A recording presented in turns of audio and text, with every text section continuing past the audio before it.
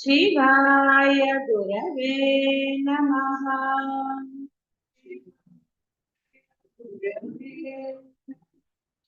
శివాయ గురవే నమః.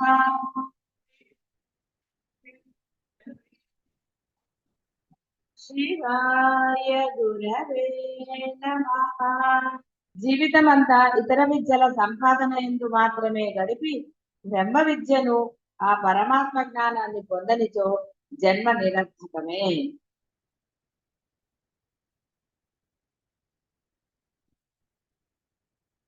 అనేక మంది మనుషులలో ఏ ఒకానొకడో మోక్ష సిద్ధికై ప్రయత్నిస్తున్నాడు. అట్లు ప్రయత్నించేవారైన అనేక మందిలో ఒకానొకడు మాత్రమే పరమాత్మని వాస్తవముగా తెలుసుకొనగలుగుతున్నాడు.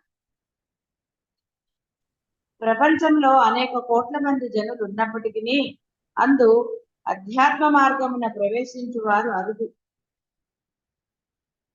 మోక్ష సిద్ధికై ప్రయత్నించువారు ఇంకను అరుదు. అలా ప్రయత్నించు వారిలో కడతేరువాడు, పరమాత్మ అనుభూతిని పూర్ణముగా పొందువాడు ఒకానొకడు మాత్రమే అయి ఉంటాడు.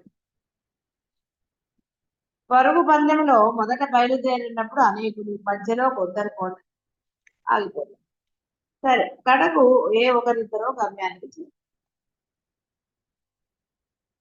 చెట్టునకు అనేక పువ్వులు పూస్తాయి, కొన్ని రాలిపోతాయి, కొన్ని పిందెలుగా అవుతాయి, ఇలా రకరకాలు. కాబట్టి అన్నీ అలా అవ్వు. కాబట్టి మనం కూడా పర్వాలేదులేండి అని అనుకోరాదు.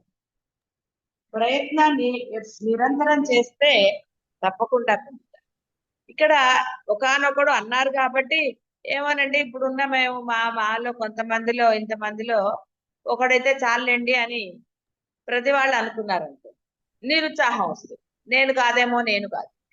పరమాత్మ ఎప్పుడు అలా నిరుత్సాహపరచలేదు. ఎవడిని వాడే ఉద్ధరించుకోవాలన్నాడు. ఒకడికి ఒకడే, నీలోనే అనేక మంది ఉన్నారు. ఎందుకంటే ఆ నేనుతో వ్యవహరించినప్పుడు. కాబట్టి అనేక మందిలో నువ్వు ఒకడివి. ఆ ఒక్కడివి నువ్వు వచ్చావు కదా. కాబట్టి నిరంతర ప్రయత్నం అయితే చెయ్యి, నిరుత్సాహపడరాదు. ఎందుకంటే ఎక్కడైనా సరే ప్రయత్న లోపం వల్లనే పొందలేరు, కానీ ప్రయత్నము అనవరతముగా ఎక్కడా గ్యాప్ లేకుండా, అదే తాబేలు కుందేలులా. కుందేలు ముందు పరిగెత్తిన తర్వాత నిద్రపోతుంది కదా, బ్రేక్ ఇంకా రాలేదు కదా తాబేలు అని. కానీ తాబేలు ఆ నిరంతరంగా అది ప్రయాణం చేయటం వల్ల గమ్యస్థానానికి అదే మొదట వెళ్ళింది కదా. కాబట్టి ఈ ఇలా తీసుకోవాలి, అంతేగాని ఏది నీకు ఉత్సాహపూరితంగా ఉంటుందో ఆ ఉదాహరణ తీసుకోవాలి, వేరే ఉదాహరణ తీసుకొనరాదు. ఎందుకంటే నీకు అన్ని సానుకూలంగానే ఉన్నాయి, పక్కవాడికి ఏముంటున్నాయో నీకు అనవసరం. నీవు నిశ్చయించుకున్నావు ఈ జన్మని సార్థకం చేసుకోవాలి అన్న నిశ్చయం నీది. కాబట్టి నిశ్చయం నీది అయినప్పుడు దృఢ సంకల్పము నీలోనే ఉండాలి. ఆ యొక్క అనవతర సతతం సాధన నీవే చేయాలి, నిన్ను నువ్వే ఉత్సాహపరుచుకోవాలి. అంతే తప్ప నీకు నువ్వు సమర్థింపుల జోలికో లేకపోతే వేరేవన్నీ చెప్పుకుంటూ ఉంటే గనక, ఏది చెప్పుకున్నా సమర్థింపుగా బాహ్యమైనదే, నేనుతో సహా బాహ్యమే, గుర్తు పెట్టుకోవచ్చు. పెట్టుకుంటే ఇంకా చేసేదేముంది అక్కడ. ఇక నువ్వు నీ నిర్ణయం అంతా పుష్కాకి. దృఢత్వం లేదు కదా. దృఢత్వం లేని వాడే సమర్థింపులు చెప్తారు, బాగా గుర్తుపెట్టుకో. కేవలం నేను ఆ యొక్క జన్మరాహిత్యం పొంది తీరుతాను ఈ జన్మలోనే అనుకునేవాడు నెవర్ సేస్. పొరపాటు కూడా సమర్థింపుల జోలికి వెళ్ళడు దాకా వెళ్ళడు. అది అప్పుడు ఒకసారి ఎక్కడో వచ్చినట్టు కూడా గుర్తున్నా. అంటే మరణమే సంభవించిన తన ప్రయత్నాన్ని ఆపడు. అంటే అంతటి భయంకరమైన ఏది వచ్చినా సరే తన సాధనని ఆపడు. దృఢ సంకల్పం ఉన్నవాడు పొరపాటున కూడా స్పీడ్ బ్రేకర్లని గమనించి దాటి వెళ్ళిపోతాడు తప్ప ముందరే ఇది చేసుకోడు. ఎక్కడా కూడా సమర్థింపుల జోలికి మీకు మీరు చెప్పుకున్నా, గురువులకు చెప్పినా, పక్క వాళ్ళకి చెప్పినా, వెనక వాళ్ళకి చెప్పినా నిష్ట అంటే ఇష్టము లేదు అని అర్థం. కాదండి గురుగారు అర్థం చేసుకోవాలండి అని అంటే ఏమిటి అర్థం చేసుకునేది? నీ యొక్క లైఫ్ స్పాన్ ఏదైతే ఉందో అది నిన్నేం అర్థం చేసుకోదు, దాని మానాన్ని అది పోతూనే ఉంటుంది. నువ్వు అర్థం చేసుకోవాలి లైఫ్ ని. ఇవన్నీ కూడా నశించేవేరా, నేను దీని ఎందు దృష్టి పెట్టినా పెట్టకపోయినా అది అదే జరుగుతుంది కాబట్టి ఎందుకు నాకు దాని ఎందు దృష్టి, హాయిగా నేను సాధన మాత్రమే చేస్తాను. ఏ పని చేసినా మీరు సాధనను ఆపవలసిన ఆవశ్యకత ఎక్కడా లేదు. లోపల కాబట్టి చేసేది, ఆ మనస్సుతో చేసేదానికి ఏదడ్డమంటే బాహ్యంలో. పరమాత్మ చూడండి ఎంత చక్కగా ఆయన ప్లానింగ్. సాధన బయట చేయమని ఏం చెప్పలే, లోపలే చేసుకోమని చెప్పా. దానికి తగ్గ సిస్టమ్ కూడా అరేంజ్ చేశాడు. మీరు మనసులో మీరు అనుకున్న మీకు తెలిస్తే కదా పక్కవాడికి తెలియకపోయినా. ఆయన గుండెలో నేను కాక ఇంకెవరన్నా ఉన్నారా డాక్టర్ గారు అని అడుగుతాను. నేను ప్రయత్నం చేస్తే తెలియలేదు, మీరు ఆపరేషన్ చేశారుగా ఇంకెవరన్నా ఉన్నారా లోపల అని అడుగుతున్నా. కాబట్టి ఇక్కడ ఆపరేషన్లు చేసినంత మాత్రాన తెలుస్తుందా? కానీ మీరు అనుకునే లోపలివి అది మంచి గాని చెడు గాని మీకు స్పష్టంగా తెలుస్తుందా? స్పష్టంగా తెలిసింది. అందుకే బయట ఆయన ఉంటే ఆయన్ని విసిగిస్తారని ఆయన లోపల దాక్కున్నారు. లోపల ఆయన ఏం విసిగిస్తారు? బయట అంటే నిలబెట్టి విసిగిస్తారు. కానీ మరి ఆ సమర్థింపులు ఎప్పటికాగే నువ్వు అరే నీ జీవితం అయిపోతుందిరా, ఇంకా నువ్వు సమర్థింపుల దగ్గరే ఉంటే ఎప్పుడు? మీరు 40లో ఉన్నా, 25లో ఉన్నా, 50లో ఉన్నా, ఏ ఏజ్ లో ఉన్నా మీ ఏజ్ ఇంత ఏమైనా ఉందండి? అంటే అదృష్టవంతులు అనాలి 70 దాటిందంటే.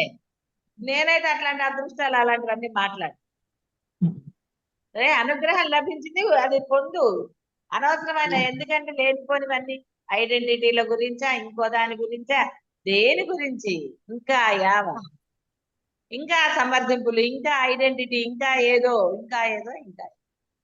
ఏదో ఒకటి ఉంటుంది మనసు. సాధన తప్ప అన్ని. సాధన చేసేవాడు ఎక్కడైనా చేస్తాడు, చెయ్యని వాడికే ఇది అది అని ఏదోదో చెప్తాడు కథలు. అవునా కాదు?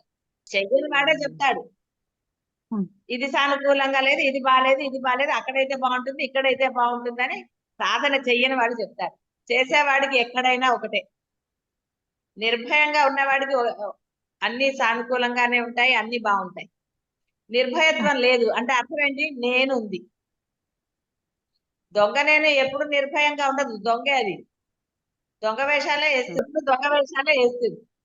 ఇదంటే అదంటుంది, అదంటే ఇదంటుంది. ఇష్టం అంటే కాదంటుంది, కాదంటే అవునంటుంది. దొంగ నేను అదే. అందుకని అది వేరే ఏదో దారులు వెతుక్కుంటూ ఉంటుంది. కానీ అసలు నేను నిర్భయంగా ఉంటుంది. ఆ ప్రయత్నము నిర్భయంగానే. అందుకనే కష్టిత ధీరహ అన్నాడు. ధీరుడు ఎప్పుడు వీటికి వాటికి భయపడి యుద్ధ రంగంలోకి వెళ్ళి ఈశాన్యంలో చేస్తే కలిసి వస్తుంది అన్నాడు. నేను ఇక్కడే యుద్ధం చేస్తా అంటాడండి? అలా ఏమన్నారు కదా, యుద్ధం ఎక్కడైనా చేయాలి, అంతేగాని ఇక్కడే కదలకుండా చేస్తాను అంటే పోతాడు. ఇంకా వాడు యుద్ధం చేసేదే ఉంది అక్కడ. కాబట్టి ఎక్కడైనా సరే అన్ని కుదురుతాయండి? ఏమి కుదరవు. బయట బాహ్య ప్రపంచంలో ఎన్ని అడ్జస్ట్ అవటం లేదు, అడ్జస్ట్ అవుతారు, రకరకాలుగా సమర్థించుకుంటారు, దాన్ని ఎన్నో చేస్తారు. ఏది చేయకుండానే లైఫ్ అవుతుందండి? అవ్వదు. అందులో అది ఏమీ డౌట్ లేదు. ఎక్కడ లేని సమర్థింపులు అన్ని కూడా సాధన దగ్గర పోయి. ఎందుకంటే దాని అంత ఇష్టం ఉన్న వాళ్ళు ఎప్పుడు చెప్పరండి. అలా ఉన్నారు కొంతమంది మంచి వాళ్ళే ఉన్నారు, సాధన ఏందో నిష్ట కలిగి. మధ్య మధ్యలో వచ్చినా పాపం మళ్ళీ దాన్ని తట్టుకుని ఇది చేస్తారు. అలా చేయవచ్చు. పిల్లి మీద కాకి మీద అన్నట్టుగా ఏముండవు కదా, ఎక్కడైనా ఉంటుంది, అది హాయిగా ఉంటారు. దేనితో అంటే దేనికి లింక్ ఉందండి? బాహ్యంలో అయితే లింకులు, కానీ లింకులు పెట్టుకున్నది నువ్వే కాబట్టి అనుభవించాల్సింది నువ్వే. గొలుసులు వేసుకుని తిరుగుతుంటే ఏం చేస్తారు? బంగారం వేసుకున్న వాడి దగ్గరికి దొంగ వస్తాడు, కానీ ఏం వేసుకున్న వాడి దగ్గరికి దొంగ ఎందుకు వస్తాడండి? బంగారం ఉన్నవాళ్ళు కదా భయపడ్డాడు, అమ్మో దొంగడు వస్తాడేమో. లేకపోతే భయం ఎందుకు చెప్పండి? ఎవరైనా భయపడతారా?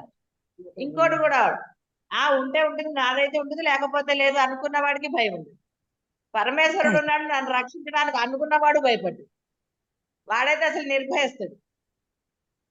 ఇవన్నీ ఉన్న వాళ్ళందరూ తల ఒక రకంగా లోపల ఎక్కడో ఉంటుంది, కానీ పరమేశ్వరుడు ఉన్నాడు నన్ను రక్షించి తీరుతాడు అన్న దృఢ విశ్వాసం ఉన్నవాడు దేనికి భయపడడు.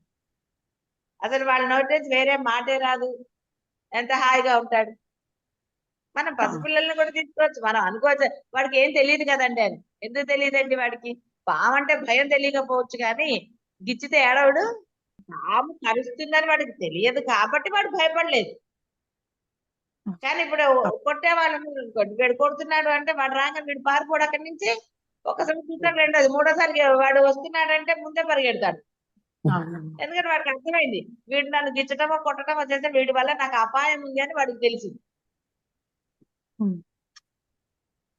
అప్పుడు ఎక్కడికి వెళ్తాడండి? వాడికి ఎక్కడ నిర్భయత ఉందో అక్కడికే కదా వెళ్తాడు. ఎవరు రక్షిస్తారండి?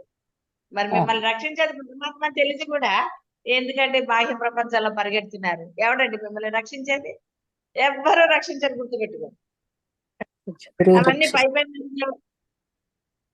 ఏం జరగాలి అది జరిగి తీరుతుందా, జరగదా? అసలు అక్కడి నుంచి రక్షణ ఎలా వస్తుందండి? మీకు చంటి పిల్లాడు కాబట్టి తల్లిలో తనలో చేస్తాడు. వెదక పనులు చేసిన వాడు తల్లిదండ్రులు రక్షించగలరా? తోటకూర ఆవిడది తెలిసింది కదా, ఎలా చేస్తారండి? అందుకని పరమాత్మ మాట గురుబోధ వినకపోతే ఏనుగు తనల వాడిని వినాలి కదా. మంచి చెప్పినప్పుడు వింటే దానివల్ల నీకు ఉపయోగం, మంచి చెప్పినప్పుడు వినకపోతే అనుభవించవలసిందే. అందుకని ఇంత బోధ జరుగుతుంటే ఇంకా నేను పట్టుకుని నేను గురించి ఇవన్నీ పెట్టుకుని ఉంటే కర్మ అనుభవిస్తారు, అంతే కదా, సింపుల్. నాకేం కర్మ ఉందండి, ఐఎమ్ హ్యాపీ అన్నారు అనుకోండి, నిజంగా హ్యాపీగా ఉన్నారా అంటే? హ్యాపీగా ఉన్నవాడు శుభ్రంగానే ఉంటాడు, కథలు చెప్పడు. చెప్తారా? ఎందుకంటే ఆ భయానికి వాడు తనకి తాను గిరి గీసుకుని ఉంటాడు. అక్కడ ఉంటే నేను సేఫ్ అనుకుంటే, సేఫ్ దేనికి? సమర్థకులు చెప్పకర్లేదా వేరేదా అంటే, అమ్మాయి ఇక్కడైతే వాడిని ఎవడు ప్రశ్నలు వెయ్యడు అని బాగా గుర్తు. అమ్మాయి ఇక్కడ ప్రశ్నలు వేయక్కర్లేదు, నేను ఎవరికి ఆన్సర్ చేయక్కర్లేదు, అదే కదా. ప్రశ్నలు వేయరు ఎవరు అక్కడ, కాబట్టి సమాధానం చెప్పక్కర్లా, పనులు చేయక్కర్లా. ఇలా ఏవో అభిప్రాయాలు లోపల ఉంటాయి, ఒక్కొక్కళ్ళది ఒక్కొక్కటి, ఈగో ప్రాబ్లమ్స్. భగవంతుడి సేవ చెయ్యడానికి కూడా చాలా ధైర్యం కావాలండి, ఈగో ఉండకుండా ఉండాలి. ఏ పనైనా చేయగలిగేవాడు మాత్రమే ధీరుడు. నేను లేనివాడే ఏదైనా చేస్తాడు. భగవత్ సేవ చెయ్యాలి అంటే నలుగురు చూస్తున్నారు, నేనెందుకు చెయ్యాలి అనుకుంటాను. అంతేగాని నేను చేసేది పరమాత్మ సేవ, ఆయన నాకు ఇచ్చాడు అన్న భావన వాడికి రాదు. అవమానం ఫీల్ అవుతాడు. అవమానం ఫీల్ అయ్యేవాడికి పరమాత్మ దొరుకుతాడా? ఏ జన్మలో దొరుకుతుంది. అంటే పరమాత్మ సేవ నాకు లభించింది అన్నప్పుడు దానిని పోగొట్టుకోకుండా ఉండడానికి ప్రయత్నం చేయాలి, అదే తప్ప పరమాత్మ సేవని వదులుకుని ఏవో కథలు కాకరకాయలు చెప్పుకుంటే ఎలాగండి? శరీరం ఏమైనా కాసేపు పడుకుంటే విశ్రాంతి చేస్తే మళ్ళీ శక్తి వస్తుంది కదా, మళ్ళీ ఓ టీయో కాఫీ తాగితే రాదు, వస్తుంది. అంటే ఎనర్జీ ఏది కావాలో అది తీసుకుంటే వస్తుంది కదా. ఎందుకంటే ఎగ్గొట్టడం మరి ఏదో చెప్పుకుంటే చెప్పుకోవడానికి బొచ్చుడు ఉంటాయి. అది కాబట్టి సాధకులందరూ కూడా ఆ యొక్క దృఢత్వాన్ని కలిగి ఉండాలి. ఇవన్నీ కూడా వలన పరమాత్మ యందు ఆ అకుంఠిత దీక్ష, నమ్మకం, శ్రద్ధ, భక్తి ఇవన్నీ ఉండి తీరాలి. అన్ని అంటే అన్ని ఉన్నాయా? ఒక శ్రద్ధ ఉంటే మిగతావన్నీ ఉన్నట్టే. ఒట్టిగా ఎవరికి ఏది ఏ వర్డ్ అర్థమవుతుందని ఇన్ని వర్డ్స్ చెప్పటం. కాబట్టి శ్రద్ధ ఉన్నా చాలు, భక్తి ఉన్నా చాలు, మిగతా ఆటోమేటిక్ గా వచ్చేస్తాయి. కాబట్టి ఆ తత్పరత కలిగి ఉండాలి పరమాత్మ యందు, అంతే తప్ప ఏమి ఎత్తుకుదామా ఎగ్గొట్టడానికి. భగవంతుడి సేవ అనండి ఏదైనా సరే ఎగ్గొట్టడానికి ఏమిటి దొరుకుతుందా రీజన్స్ అని చూసుకుంటే సేవ వల్ల లాభం ఎంతో అనేది ఏం చెప్తారండి? సేవ మీద ఇంట్రెస్ట్ ఉన్న వాడికి అయితే చెప్పచ్చు, సేవ చేసేవాడికి చెప్పచ్చు. సేవ ఎందే అసలు వాడికి ఈగో ప్రాబ్లమ్స్ వస్తే సేవ వల్ల వాడు పొందే ఉపయోగాలు చెప్పి మటుకు ఉపయోగం ఉండదా? భగవంతుడు అంటేనే నీలో ఈగో ఉండకూడదు. మరి ఈగో ఉంటే ఇంకేం చేస్తారండి? పరమాత్మ యందు ఆ భక్తి కలగాలి, ఉదయించాలంటే బహుజన్మ సుకృతం ఉండాలి. అంత తేలిగ్గా ఎవరు చేయలేరు. గుడి పక్కన ఇల్లుంటే మటుకు వాళ్ళు సేవ చేస్తారండి? ఏమీ చేయరు. వాళ్ళు గుళ్ళోంచి తెచ్చుకోకుండా ఉంటే చాలు. అలా కాబట్టి ఇక్కడ పరమాత్మ సేవ అనేది మీలో కలిగింది అంటే అర్థము చెయ్యాలి అన్న, అది గురు సేవ కావచ్చు, పరమాత్మ సేవ కావచ్చు, మానవ సేవ, మాధవ సేవ, ఏవైనా సరే మీలో అంటే ఎటువంటి వేరే ఆలోచన లేకుండా, లాభం వస్తుందన్న ఆలోచన కూడా లేకుండా మీలో కలిగింది అంటే అది ఆ పరమేశ్వరుడు అనుగ్రహమే. బహుజన్మ ఉంటే ఆయన మిమ్మల్ని అనుగ్రహిస్తాడు. ఇక్కడ కొన్నిట్లో అంటే బాహ్య ప్రపంచంలో మటుకు పూర్వజన్మ సుకృతము ఇవన్నీ ఉంటాయి. ఎందుకంటే మళ్ళీ నువ్వు జన్మలు అనుభవించాలి కదా, అందుకని అక్కడ పూర్వజన్మను తీసుకొస్తారు. ఎందుకంటే ముందర ఇంకో జన్మ ఎత్తాలంటే మరి పూర్వజన్మ లింక్ అయిపోదండి, ఆటోమేటిక్ గా లింక్ అవుతుంది. అంటే ఎన్ని జన్మల అయితే ఇక్కడ అద్వైతానికి మటుకు పూర్వజన్మ సుకృతం అని ఎక్కడా చెప్పబడలేదు. మన వశిష్ఠుల వారు కానీ ఎవరు మనతో అలా చెప్పలేదు. అది పరమాత్మ యొక్క అనుగ్రహం నీకు కలిగిందంతే. నువ్వు మంచివాడివా చెడ్డవాడివా ఏమిటి అనేది ఆయన చూడలేదు. నువ్వు ఎన్నుకోబడ్డావు పరమాత్మ చేత, ఆ అనుగ్రహం నీకు లభించింది అంతే. ఎక్స్పెక్టేషన్ లేకుండా ప్రమోషన్ వస్తే ఉబ్బి తప్పైపోరండి కాసేపు, తర్వాత అమ్మో పని పెరిగింది అనుకుంటారు, అది వేరే విషయం. కానీ ఏదైతే మనం ఎక్స్పెక్ట్ చేయకుండా మనకి లభించిందో దానివల్ల ఆనందం కలుగుతుంది. సరే, అది అనుగ్రహం అని మీకు ఇప్పుడు తెలిసింది.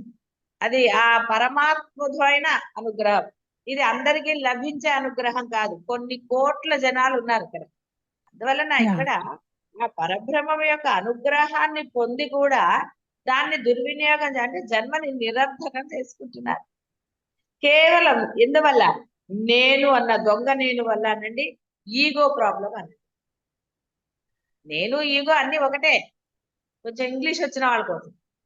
నేను అంటే మళ్ళీ ఏదో అనుకుంటారేమో అని ఈగో ప్రాబ్లం. నేను ఫలానా, నేను జనరల్ మేనేజర్ అంటే ఏం చేస్తాడండి సాధన? జనరల్ మేనేజర్ అయితే ఆఫీస్ లో కింద వాళ్ళు ఏమన్నా నువ్వు పని చెప్తే ఓకే సార్ అంటాడు, అంతేగాని సాధన నువ్వు అనగానే చేయరాని ఎవరిని ఆజ్ఞాపిస్తావు? అక్కడ ఇంకోళ్ళు ఎవడున్నాడు? అందుకని మనసుని ఆజ్ఞాపించి చేస్తుందా, మాట్లాడకుండా కూర్చో అంటుంది.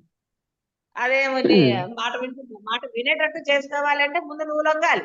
కాబట్టి మాయా ప్రవాహంన కొట్టుకొని పోవుచుండా పుణ్యవశమున ఏ ఒకానొక ధీరుడో పరమాత్మ యొక్క అనుగ్రహాన్ని పొందుతాడు. ఇహ అప్పుడు అనవరత ప్రయత్నముచే తత్ సాధనమున సఫలీకృతుడు కావాలి. పూర్వపుణ్యం వలన ఆధ్యాత్మ మార్గంన అడుగుపెట్టిన భగవత్ సాక్షాత్కార రూప లక్ష్యాన్ని పొందు వరకు ప్రయత్నం చేయదు. ఇదే ఎందుకంటే నేను అన్న అహంకారం, ఐడెంటిటీ లేదు కదండి. ఇక్కడ వచ్చిన బాధ ఏమిటంటే ఎవరికి మెళ్ళ లేవు కదా మూర్చబిళ్ళలు. అంటే ఐడెంటిటీ కార్డ్స్ లేవు కదండి. ఆఫీస్కి వెళ్తే ఐడెంటిటీ కార్డు కావాలి కదా, ఎక్కడికి వెళ్ళినా కావాలి కదండి ఐడెంటిటీ కార్డు. ఇంట్లో అయినా ఐడెంటిటీ తోటి తిరుగుతూ ఉంటారు కదా, నేను ఫలానా తిరగరు ఇంట్లో. ఇంట్లో కూడా ఉంటుంది కదా నేను నేను అని. ఐడెంటిటీ ఉన్నన్ని రోజులు కథలు కాకరకాయలే, జన్మ వృధా. కాబట్టి హాయిగా అనుగ్రహం పొందిన తరువాత ఆ లక్ష్యాన్ని పొందే వరకు ప్రయత్నము చేసి తీరవలసిందే. ఆత్మానుభూతితో కలగదు. ఎంతయో మహత్తర ప్రయత్నం అంటే సాధన, గొప్పదైన సాధన చేసి తీరాలి. పట్టుదల త్యాగము అత్యంత అవసరము. పట్టుదల కావాలి ఫస్ట్. ఈగోతో ఉండను అన్న పట్టుదల కావాలి. అవమానంగా భావించకూడదు. ఏదైనా పని చెప్పినప్పుడు ఇది నాకు అవమానం అనుకుంటే ఇంకేంటండి. గురువు ఒక పని మీకు అప్పగించాడు అనుకోండి, అది అవమానంగా ఫీల్ అయితే శిష్యుడు సాధన కూడా చేయలేదు. అవమానంగా గురువు ఎందుకు చేస్తాడండి? నీలో ఆ నేను నశించడానికి నీకు కొన్ని పనులు అప్పగిస్తాడు. నీలో నేను సహజంగా నశించాలి. ఎందుకంటే నీలో ఎంత ఈగో ఉంటే గురువులకే తెలుసు. కాబట్టి పనులు చేయనిస్తాడు, చేయమని ఆజ్ఞాపిస్తాడు. తప్పించుకుపోయారనుకోండి ఎవరికండి నష్టం? గురువుకే. గురువుకి ఒక శిష్యుడు దొరుకుతాడు, లేదా గురువు కూడా చేసుకో. ఏదో జరుగుతుందండి, అక్కడ ఏమిటి అనేది అనవసరమైన విషయం.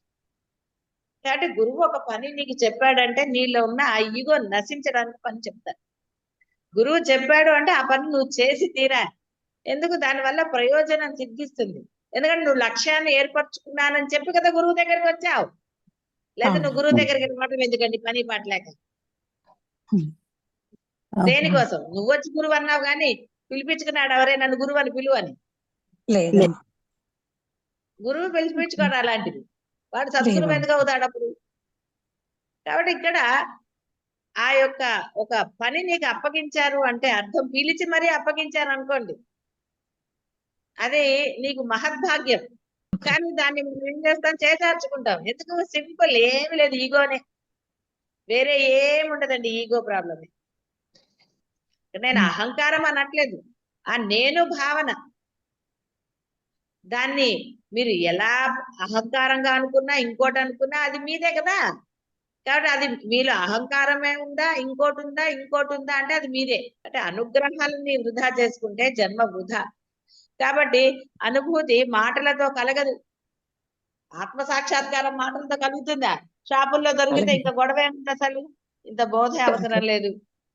కాబట్టి పట్టుదల, త్యాగం అవసరం.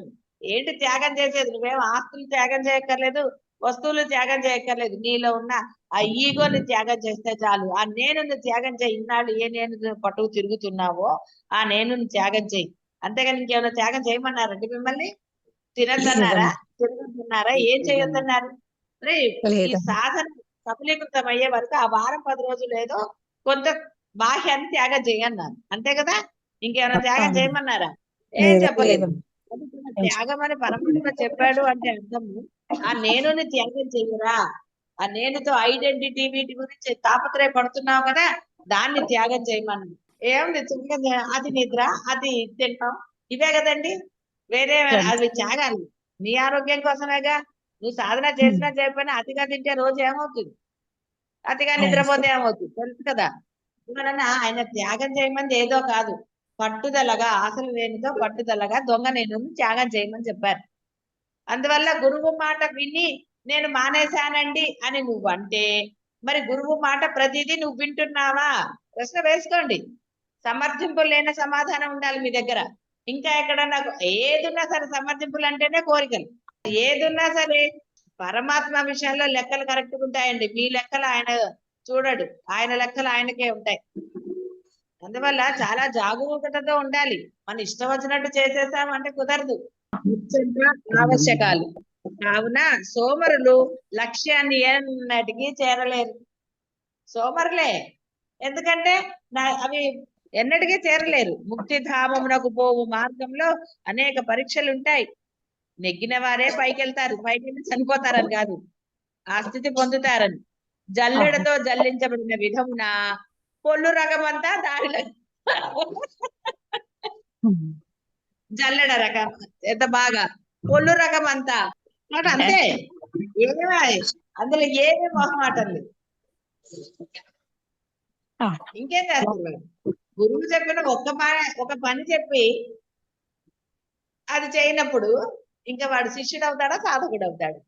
సాధన చేయలేడండి, సాధన చేయలేడు. అనేక పరీక్షలు ఉంటాయి. కాబట్టి పరమాత్మను తెలుసుకొని వారు అనేకులు ఉండినను యథార్థముగా తెలుసుకొనిన వాడు ఒకానొకడు మాత్రమే.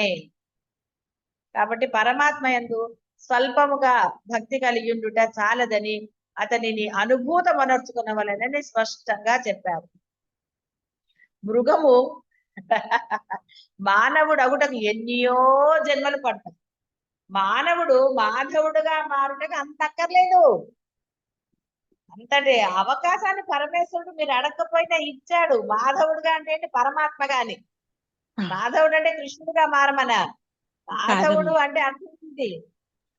పరమాత్మగా మారడానికి అంత ఉన్నాయండి. ఇప్పుడు అన్ని జన్మలు చెప్పారా మీకు? ఏమంటే మీరు ఈ జన్మలో ఇంత మళ్ళీ జన్మ వస్తుంది అప్పుడు ఇద్దరు అని చెప్పారా గురువులు గాని శాస్త్రులు గాని ఎక్కడన్నా? ఇప్పుడు మనం చేసే అద్వైత గ్రంథాల్లో ఉందా బోధ? మృగ జన్మలు తీరిగా కూర్చుని అది ఇక్కడ అది అర్థమైంది కదా. అంతేగాని అది చెప్పారు కాబట్టి మళ్ళీ మనం మృగ జన్మ పొందమని ఏమైనా గ్యారంటీ ఉందా మీకు?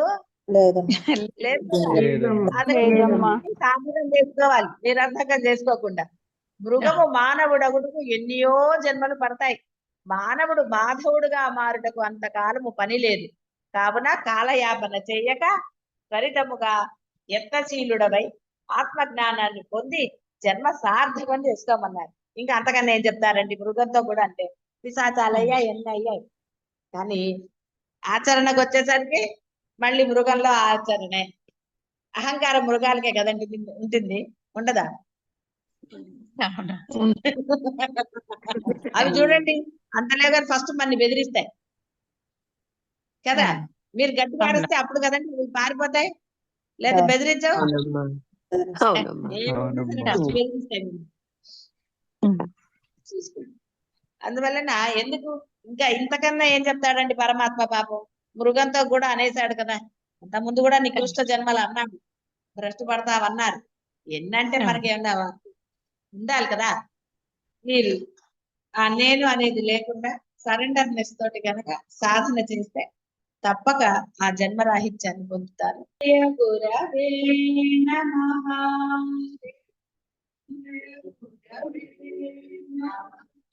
శివాయ గురవే నమః.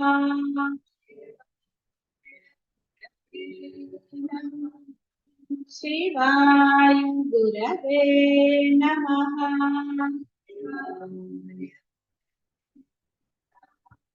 శివాయ గురవే నమః.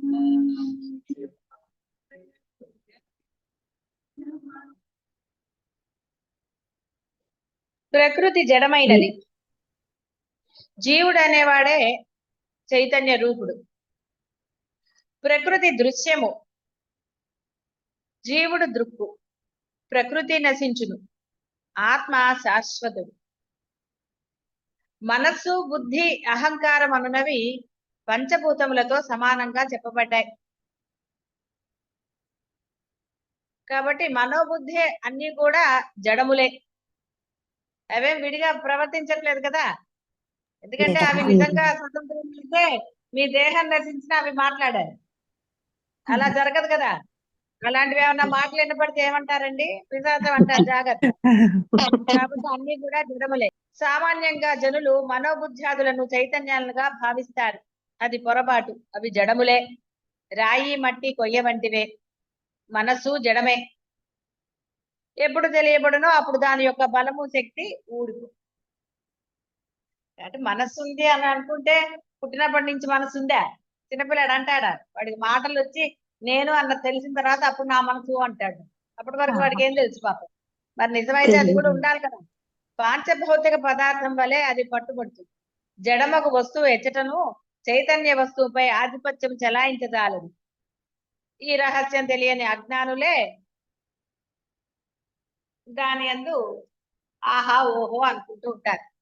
అంటే ఈ యొక్క ఇంద్రియాలను పట్టు, అంతే కదా, బాహ్య దృశ్యాలను చూసి ఆహా ఓహో అని అజ్ఞానే కదా అంటాడు. కాబట్టి ప్రకృతి చాలా అల్పమైనది, దీనికంటే వేరైనది, ఈ జగత్తునంతను ధరించినది, జీవరూపమైనదగు మరి ఒక ప్రకృతిని శ్రేష్టమైన దానిగా తెలుసుకో. పరాప్రకృతి అంటే ప్రకృతి కన్నా గొప్పదైన ఆత్మని తెలుసుకోమని. పరాప్రకృతి అంటే ఇంకోటి ఏదో ఉందని అనుకోకండి.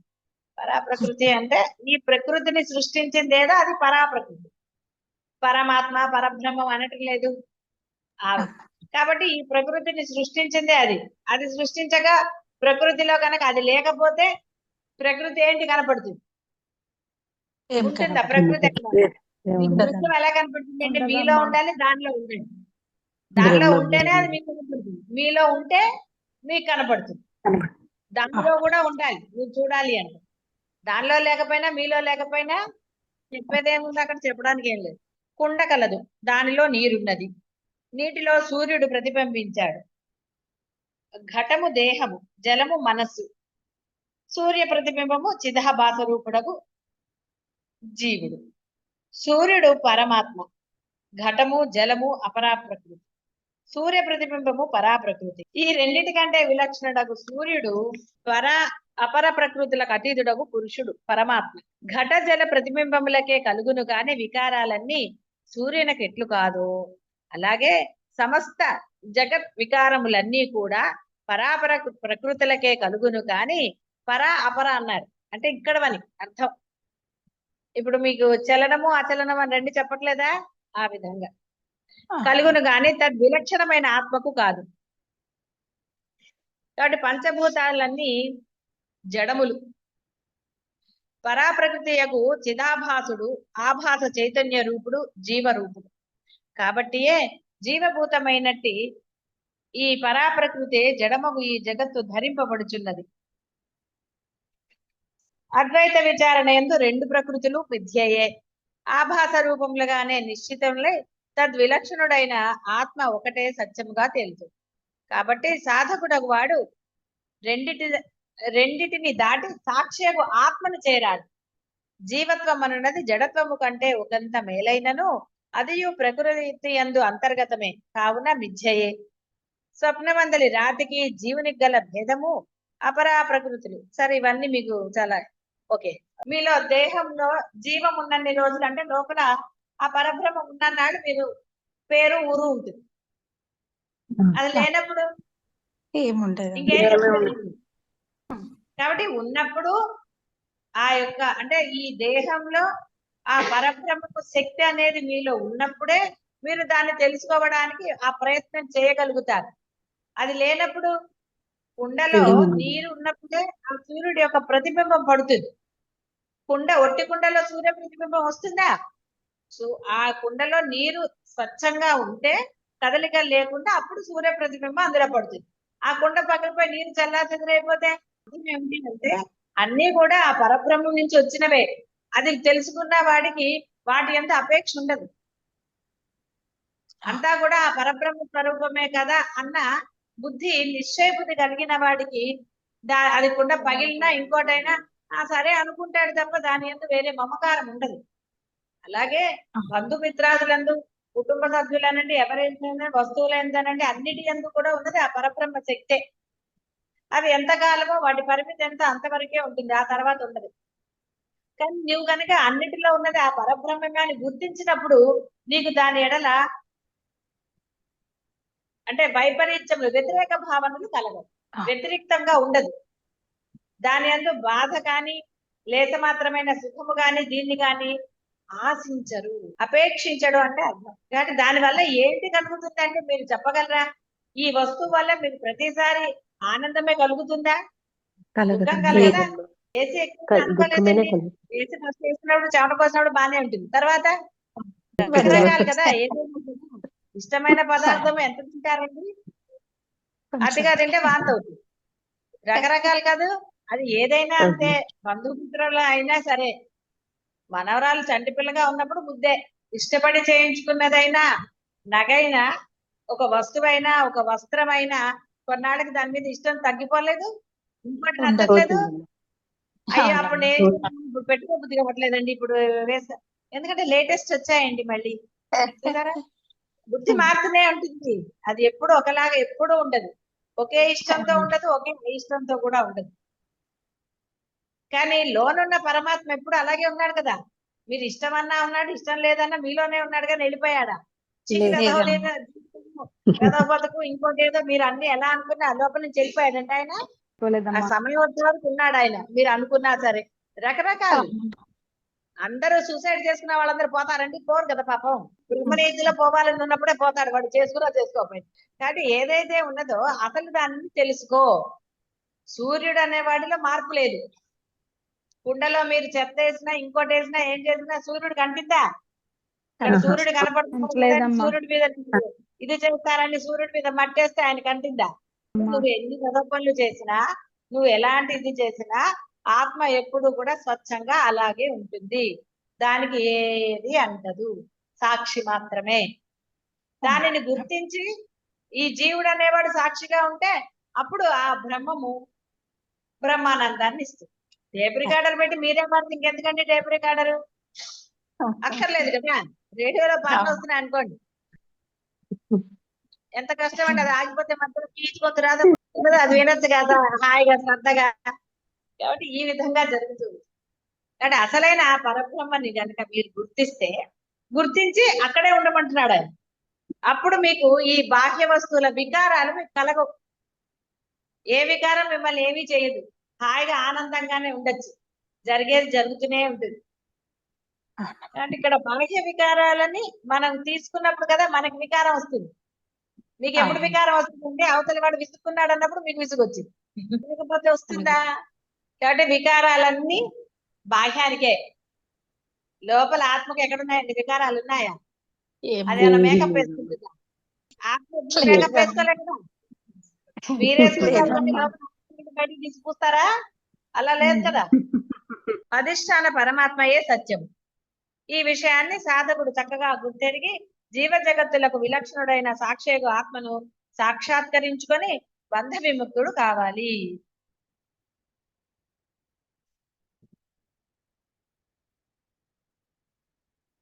సమస్త ప్రపంచం యొక్క ఉత్పత్తికి వినాశనానికి ఆ పరబ్రహ్మమే కారణము.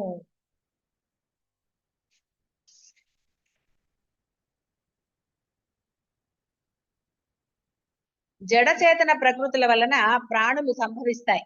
ఈ రెండిటికి విలక్షణమైన పరమాత్మ ఆ ప్రకృతుల ద్వారా జగత్తు యొక్క సృష్టి స్థితి లయాలను గావిస్తూ ఉంటారు. కావున సమస్త జగత్తునకు కారణభూతుడకు వాస్తవముగా ఆ సర్వాధిష్టాన పరమాత్మయే.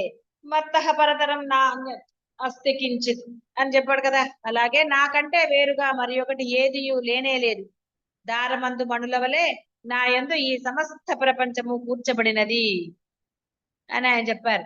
పాల యందు వెన్న వలె, నువ్వులందు నూనె వలె, మణులందు దారం వలె పరమాత్మ జగత్తునందంతటను వ్యాపించి ఉన్నారు. వారు లేని చోటే లేదు. వారి కంటే వేరైన మరి ఒక వస్తువు కూడా ముల్లోకములందు ఎక్కడ లేదు. లోకాలు కూడా ఆయనవే. ముల్లోకాలంతా అవి వేరేమనుకునేది, ఏదున్నా ఆయనే అని అర్థం. ఈ సత్యమే ఇక్కడ. కాబట్టి ఇక్కడ నువ్వులందు నూనె, పాలయందు వెన్న అంటే అర్థం ఏంటి? పాలలో వెన్న అనేది కనపడదు, దానిని ప్రయత్నం చేస్తే ఆ వెన్న బయటకు వస్తుంది. పాలని ప్రయత్నం చేయాలి అంటే మీరు చెప్పినట్టు మిగతా అన్ని చేయాలి, అందుకని అన్ని చెప్పకూడదు. ఇక్కడ అర్థం ఏంటంటే సాధకుడు ప్రయత్నం చేస్తేనే ఆత్మ తెలియబడతాడు. కానీ ఉంది కదా అందులో, లేకుండా అయితే పాలల్లోంచి వెన్న రాదు.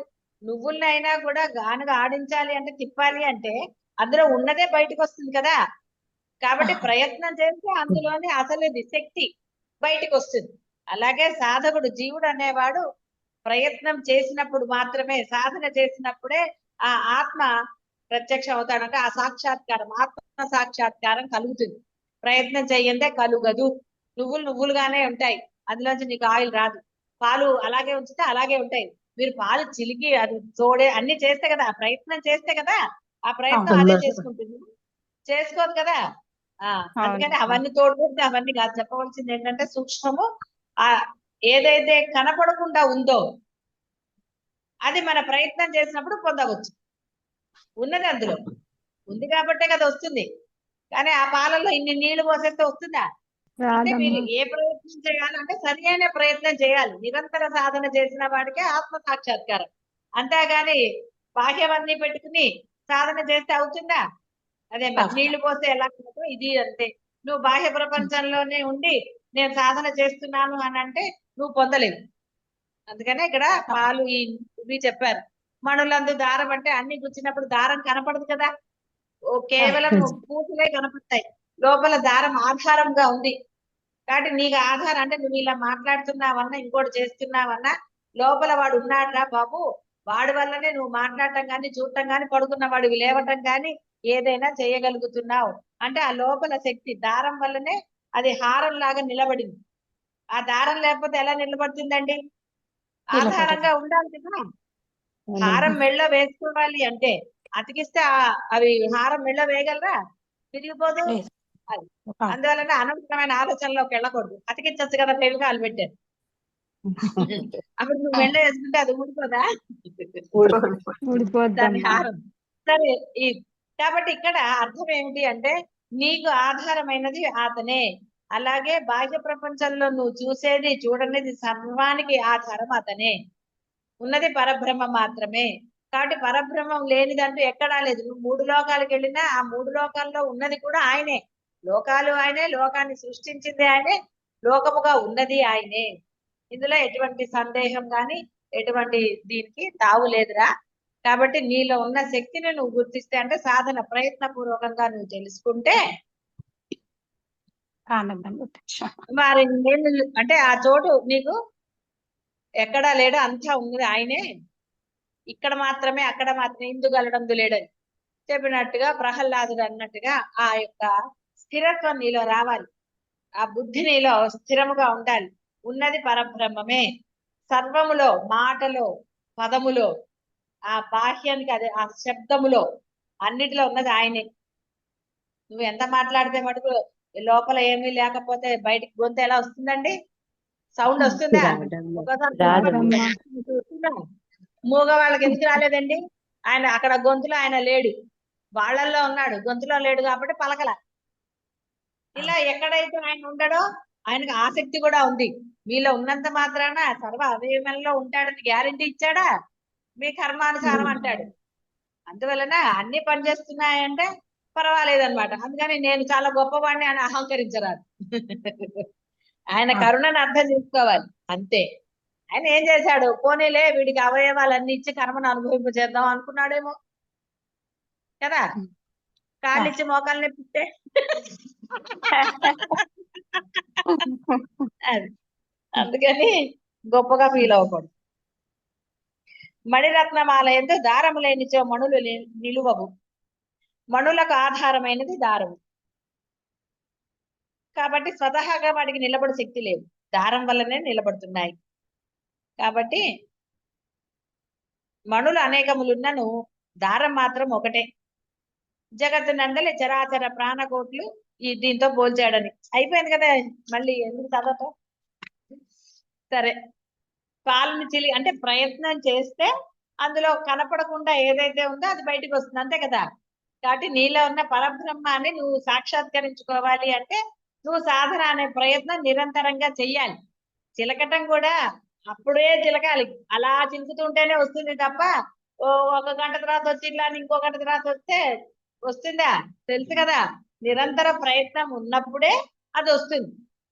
ఎప్పుడో తోడేసి ఒక 4 రోజుల తర్వాత చింపుతామంటే ఏంటి వస్తుంది కదా. వస్తుందేమో కానీ అది సరిగ్గా రాదనుకుంటాను, ఎప్పుడు ట్రై చేయలేదు అట్లా. సరే, ఏది ఏమైనా మీలో ఉన్న ఆ పరబ్రహ్మని మీరు సాక్షాత్కరింప చేసుకోవాలి అంటే మీరు నిరంతర ప్రయత్నం చేయాల్సిందే, అంతే తప్ప ఇవాళ కొంచెం రేపు కొంచెం 4 రోజుల తర్వాత మళ్ళీ చేస్తానులేండి, ఆయన ఎక్కడికి పోతాడు నేను ఎక్కడికి పోతా అంటే ఆయన ఎక్కడికి పోతాం, అది గుర్తుపెట్టుకోండి. నేను ఎక్కడికి పోను అనుకోకండి. నేను ఎక్కడికి పోను అన్న ఆ మాట కూడా నీకు రాకుండా చేయగలిగే శక్తి ఆయనకే ఉంది. అందుకని ఆయన ఎక్కడ పోతాడు నేను ఎక్కడ పోతాను అనకండి. ఎందుకంటే మీరు ఎప్పుడు పోతారు మీకు వాడికి ఏం తెలుసు? మీకు తెలుసా? వస్తేనే లేదు, మీకు తెలిసే అవకాశమే లేదు. ఆయన ఇవ్వలేదు. ఇస్తే ఆయన ప్రాణాలు తీసేది, ఇంకా ప్రాణం లేని వాడి ప్రాణాలు తీయగలరు, సాధిస్తారు కదా. చెప్తారా చెప్పరా? ఆయన అసలే అమాయకుడు. పరబ్రహ్మ చాలా కరుణ కదండి, అమాయకుడు. మీరు మరి సాధిస్తే మీకు ఇచ్చేట్లేదు బ్రహ్మత్వాన్ని. మీరు నిరంతరం సాధన చేస్తే మీకు బ్రహ్మత్వం ఇస్తున్నాడా ఇవ్వట్లేదా? మీరు మంచి వాళ్ళని చూడటం లేదు, చెడ్డ వాళ్ళని చూడటం లేదు. మీరు ఏ విధ పనులు చేశారు అవన్నీ అన్నాడు ఆయన. పాపం అమాయకంగా సాధించగలిగేది సాధన మీరు చేస్తే, నిరంతరం సాధన చేస్తే పాపం లొంగిపోయాడు. సరేరా నువ్వు నేను సమానమే కమ్మన్నాడు, ఇచ్చేసాడు కదా. మీకు ఆనందాన్ని ఇచ్చాడు ఆయన. ఆయన దగ్గర ఉంది అదే కాబట్టి. మంచి వాళ్ళ దగ్గర ఆనందమే కదండి ఉంటుంది. చెడ్డ వాళ్ళ దగ్గర అంటే పుల్లవిరు మాటలు ఉంటాయి, కానీ మంచి వాళ్ళ దగ్గర అన్ని మంచి మాటలే ఉంటాయండి, వేరేవి రావు. మంచే చెప్తారు, వేరేగా చెప్పరు వాళ్ళు. అసలు వాళ్ళ ఉద్దేశం కూడా లోపల అలా ఉండదు. కాబట్టి ఎప్పుడైనా మంచి వాళ్ళ దగ్గర మంచే ఉంటుంది, మంచే చెప్పుకుంటారు, సరదాగా చెప్పుకుంటారు. మామూలు విషయాల్లో కొన్ని అనుకోండి సరదాగా నవ్వులాటగా చెప్పుకుంటారు కొన్ని, కానీ వేరేగా చెప్పుకుంటారా? ఎలా చెప్పుకుంటారండి? కాబట్టి దేవుడు లేడు మాకు అనిపించట్లేదు కాబట్టి అని అంటే వాళ్ళు ఎక్కడున్నారండి? వాళ్ళు అజ్ఞానులు. కాబట్టి మణిమాలను అంటే గొలుసును చూసి అందులో ఏం దారం లేదు ఏం లేదు అంటే మూర్ఖత్వం. ఏం చేస్తారు? ఉన్మత్త ప్రేలాపన అన్నాడు. నేను ఇంకా కనీసం ఏదో మూర్ఖత్వం అన్నా.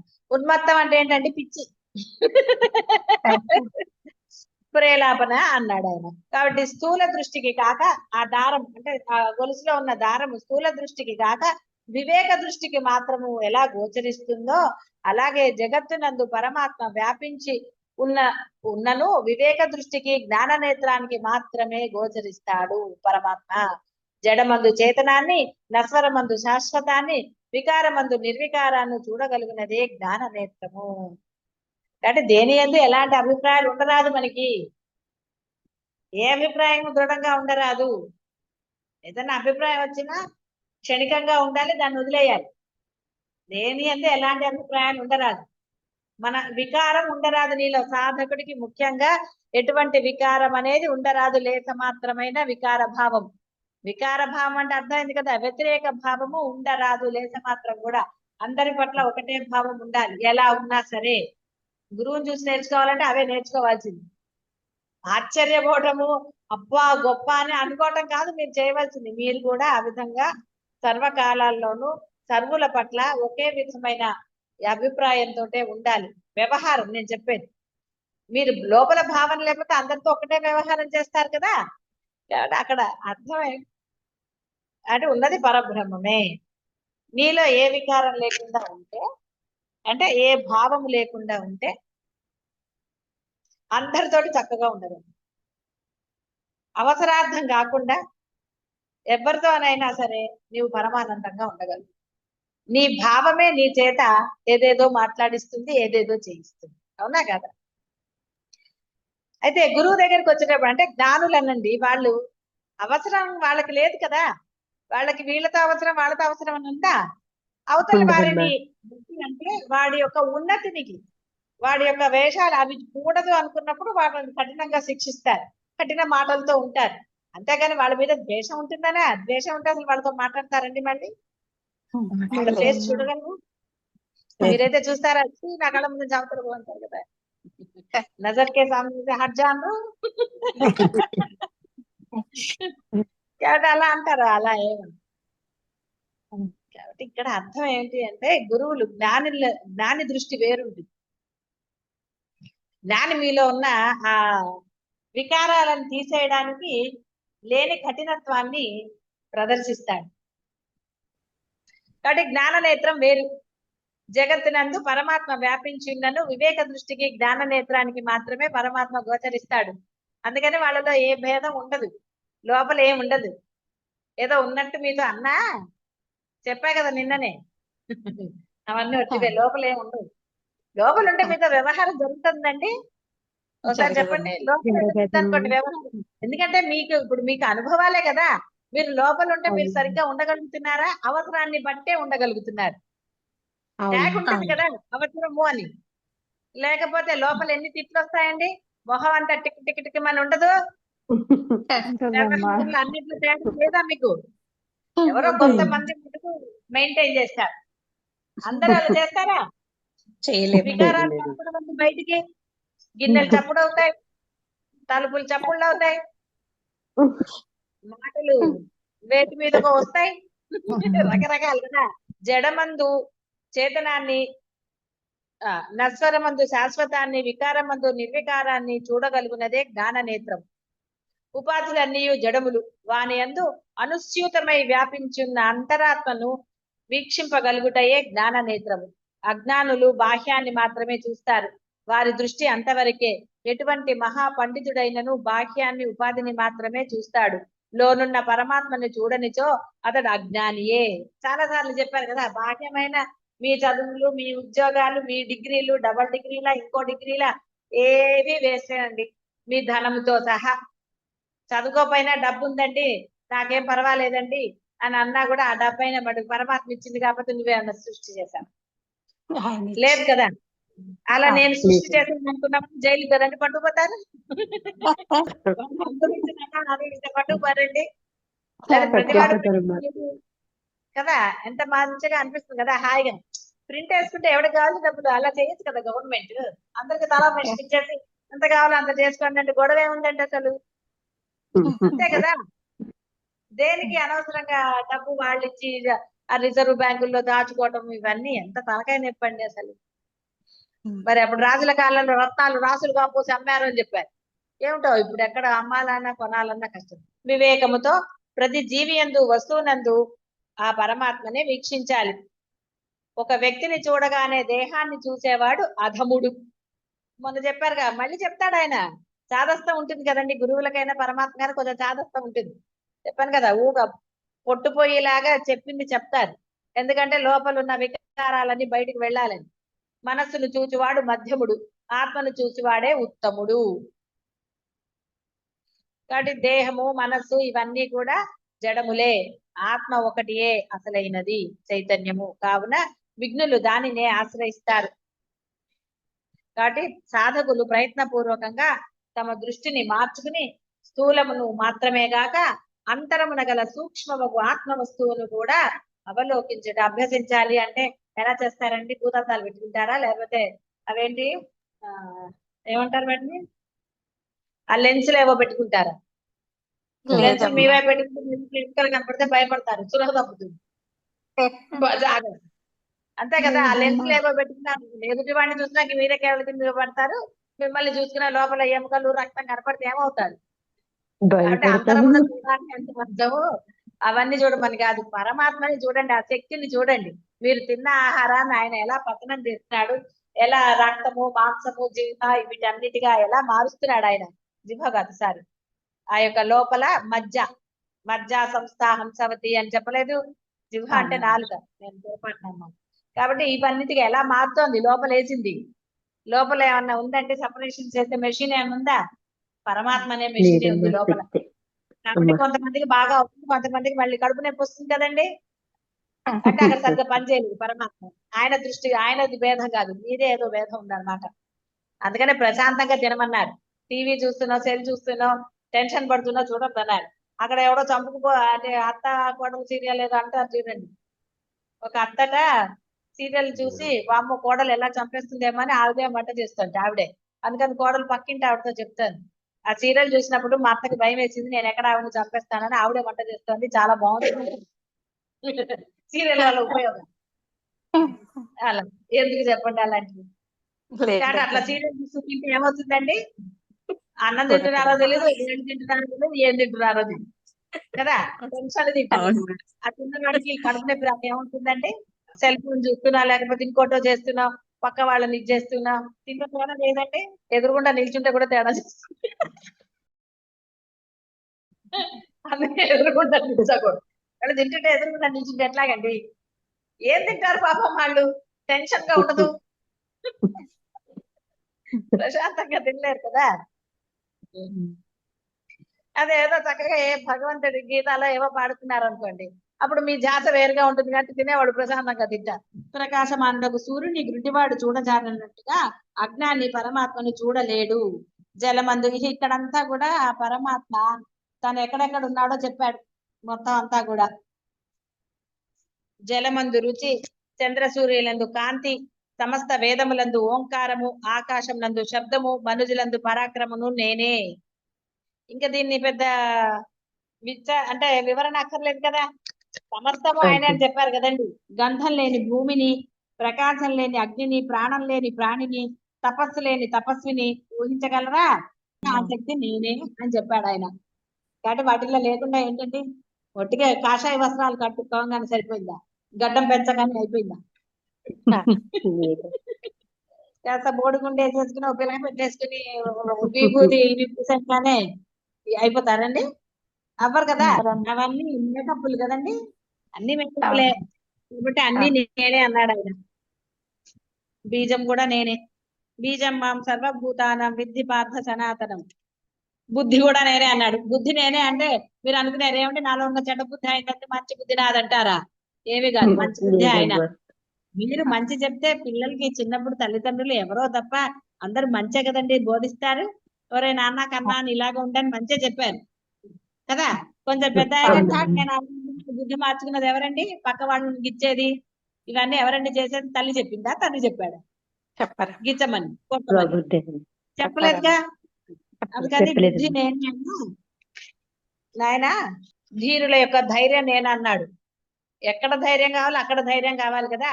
తప్పు చేసి ధైర్యంగా నోరు పెట్టి బతకటం కాదు. ధర్మం పట్ల ధైర్యంగా ఉండాలి. నువ్వు ధర్మాన్ని ఆచరించడంలో ధైర్యం చూపించాలి. అప్పుడు ఆయన ధర్మం ఆయనే కాబట్టి నువ్వు ధైర్యంగా ఉంటే ఆ ధైర్యం ఆయన అవుతాడు. ధర్మ ఆచరణలో నీకు ధైర్యాన్ని ఇస్తాడు ఆయన. నువ్వు అంటే కేవలం ధర్మాన్ని ఆచరిస్తానన్న నిష్ట నీకు కనుక ఉంటే ఆ ధైర్యం ఆయన అవుతాడు. ఎందుకు? ధర్మం ఆయనే కాబట్టి. నీకు ధర్మాచరణలోనే ఎందుకు వచ్చింది లేండి అంటే ఎవరేం చేయలేదు. కాబట్టి నీలో ఆ ధర్మాన్ని ఆచరించి ధీరత్వం ఉండాలి. పరబ్రహ్మం యందు అంటే నువ్వు పూజించే దైవం అందైనా సరే, ఉపాసన చేసే దైవం అందైనా, నువ్వు నమ్మిన గురువు అందైనా, ఉన్న పరబ్రహ్మం ఎందైనా కనుక నీకు ఆ అకుంఠితమైన శ్రద్ధ విశ్వాసాలు ఉన్నాడు అన్న దృఢ విశ్వాసం నీలో ఉంటే నువ్వు ధర్మాన్ని ఆచరిస్తావు. అధర్మం వైపు పోవాల్సిన ఆవశ్యకతే లేదు. ఉద్యోగం పైన పర్వాలేదు. అధర్మమైన ఉద్యోగం చేయటం ఎందుకండి? లంచం ఇచ్చి ఉద్యోగం తెచ్చుకోవాలి అక్కర్లేదు. ఏది లంచం ఇచ్చి చేయక్కర్లేదు. కానీ ఏంటంటే మైండ్ సెట్ అలాగ లంచం ఇవ్వకపోతే పని అవ్వదు నువ్వు అనుకున్నావు అంటే అది అవ్వదు. ఎందుకంటే నీ మనసులో పరబ్రహ్మ కన్నా లంచానికే ప్లేస్ అయింది కదా. లంచం ఉన్న ప్లేస్ లో పరబ్రహ్మ లంచము ఇవ్వవలసిందే అని నీ యొక్క భావనలో పరమాత్మ ఎక్కడ ఉన్నాడు? నువ్వు నేను లంచం ఇవ్వను స్వామి, నేను నిన్నే నమ్మాను, ఏం చేస్తావో నువ్వు చెయ్యండి, ఆయన చేయడా? చేసి తీరుతాడు. తప్పదండి మనకి. ఇప్పుడు ఇవాళ రేపు దాంట్లో అన్ని డిసైడ్ అయిపోయావు అనుకో, ఇంకేం చేస్తారు? ఎవ్వరేం చేయలేదు. కాబట్టి ముందు నీ మనసులో ఉండాలి దృఢ సంకల్పం, స్వామి అంతే. కాబట్టి నువ్వు ఎలా భావన చేసే యద్భావం తద్భవతి. కానీ నీ భావన దృఢంగా ఉంటే తప్పకుండా అది జరుగుతుంది. డెఫినెట్ గా జరుగుతుంది. అవతల వాడు ఎప్పుడన్నా కానివ్వండి, అది జరిగి తీరుతుంది. కాబట్టి అన్నిటికీ పరమాత్మే. ఎటువంటి నీచుడైనను, చండాలుడైనా, దరిద్రుడైనా, దీనాతి దీనుడైనను బీజము మూలం పరమాత్మే అని తెలుసుకునేనచో హాయిగా వాడు శుభ్రంగా అవన్నీ వదిలేసి నిజస్వరూపమైన ఆత్మయందే లయిస్తాడు. కాబట్టి గీతాచార్యులు ఎవరిని కూడా నీవు అల్పుడవు, నీచుడవు, తక్కువ జాతి వాడవని బోధించలేదు. నీ యొక్క బీజము సనాతన పరమాత్మయ అని వచ్చినారు సర్వభూతానం. కాబట్టి ఎవరే నీలో ఉన్నది నేనేరా, ఎందుకు నువ్వు అనుకుంటావని అంటారు. అందువల్ల నా జరిగిపోయిన దాని గురించి బాధపడటం ఉత్తముల లక్షణం కాదు, వివేకవంతుల లక్షణం కాదు. దానిని మరలా చేయకుండా ఉండటమే సాధకుడి లక్షణం, అంటే వివేకవంతుడైన సాధకుడి లక్షణం. అంతేగాని దాన్ని తలుచుకుని బాధపడి మరలా సమయాన్ని వృధా చేయటం. అందుకే గురువులు వాటిని సమర్థించారు. సమర్థిస్తే మళ్ళీ ఏడుస్తారు కదండి. చిన్నపిల్లలు అంతే కదా, దొంగ ఏడుపులు ఏడిస్తే వాడికి 2 నిమిషాలు ఏడుపు ఆగిపోతుంది. ఎలా ఆగిపోతుంది ఆశ్చర్యం అయితే మనకి. ఒక్క చుక్క లేకుండా ఏడుస్తాడు వాడు, కంట్లోంచి ఒక్క చుక్క లేకుండా ఏడుస్తాడు. నిజంగా ఏడ్చే వాళ్ళైతే కళ్ళు తుడుచుకోరండి, వాళ్ళకి ఏం కనపడుతుంది పాపం? 4 సార్లు కళ్ళు తుడుచుకుంటే కానీ మనం ఇచ్చింది కనపడదు. కాబట్టి ఎందుకు వచ్చిందండి? హాయిగా ఆయనే అంటలేదు మీరు. ఆయన అందులో నీలో ఉన్నాడు మోరు అంటే నువ్వు నీచుడు ఎలా అవుతావు? నువ్వు చేసావు కాబట్టి నిన్ను నీచుడు అన్నారు. బాహ్యమైన పనులు నీచత్వంతో చేసావు కాబట్టి నువ్వు దుర్మార్గుడు అన్నారు, ఏదో అన్నారు వాడు. అవునా? సరే, ఇప్పుడు అవన్నీ లేవు కదండి. ఇప్పుడు నువ్వు ఇందులోకి వచ్చావు, ఇప్పుడు ఎందుకు చేస్తావు? మరి చెయ్యవు. ఇప్పుడు చక్కగా ఉండు, ధర్మంగా ఉండు. అప్పుడు ఇంకా బాధ ఎందుకు వస్తుందండి? నీ ధర్మం నిన్ను రక్షిస్తుందని చెప్తుంటే, ధర్మమే పరమాత్మ అంటుంటే మళ్ళీ ఎందుకండి ఏడవటం? ఏవో చేస్తామని. ఏదో జరిగింది, ఓకే, నాది ఇది బాగాలేదు అలా అని కూడా ఏడవకూడదు. ఎందుకు జరిగింది అనే దానికి మీరు ఎక్కడండి అదే మళ్ళీ కరోనా చెప్పాలి. ఎందుకు వచ్చింది అసలు? నోరు కూర్చొని పడుకోక మనసు వచ్చింది, ఎందుకు వచ్చింది, ఎక్కడి నుంచి వచ్చింది అని పరిశోధనలు. ఎందుకండి ఆ సినిమాలో చూసారా? ఎందుకు ఎలా అంటే బాంబు వేలింది అక్కడ. అట్లాంటివి చేయకూడదు. ఉపయోగం లేని పనులు చేయకూడదు అనేవాడు. ఆనందంగా ఉండాలి అనుకున్నవాడు అనవసరమైన పనులు చెయ్యరాదు. ధర్మంగా ఉండటమే వాడి పని. ధర్మంగా హాయిగా వాడు మానాన్న వాడు ఉంటే సర్వము ఆ పరమాత్మ చేసి చూపిస్తాడు. ఎందుకంటే ఆయనే చేస్తాడు. నువ్వు సాక్షిగా ఉంటే ఆయన చేస్తాడు, నువ్వు చేస్తే ఆయన సాక్షి అవుతాడు. ఆయనకి సర్వశక్తులు ఉన్నాయి కదా, ఆయన ఏదైనా చేయగలడు, తిమ్మిని బమ్మిని చేయగలడు. కానీ అలాంటి కెపాసిటీ ఉన్న వాడికి ఇవ్వాలి. కానీ ఏమి చేత కానీ నువ్వెందుకురా మధ్యలో దూరిపోయి చేసుకోవటం? మనకి పనే చేత కాదంటే మళ్ళీ చేయటం ఎందుకండి? పని చేత కానీ నోరు మూసి కూర్చోవాలా? ఇప్పుడు మీరు ఎవరికైనా పని చేయాలంటే అది వంట పని కానీ, డెకరేషన్ కానీ ఎంక్వైరీలు చేసి ఇస్తారు కదండి. ఒట్టిగా ఎవరికో వాళ్ళకి ఇస్తారు? ఇవ్వరు కదా. ఎంక్వైరీలు మిమ్మల్ని కూడా ఎంక్వైరీ చేస్తే కదా మీకు ఉద్యోగం ఇస్తారు. చేస్తారు అంతే కదండి ఉద్యోగం ఇస్తారు. ముందే ఇచ్చేస్తారా మీకు?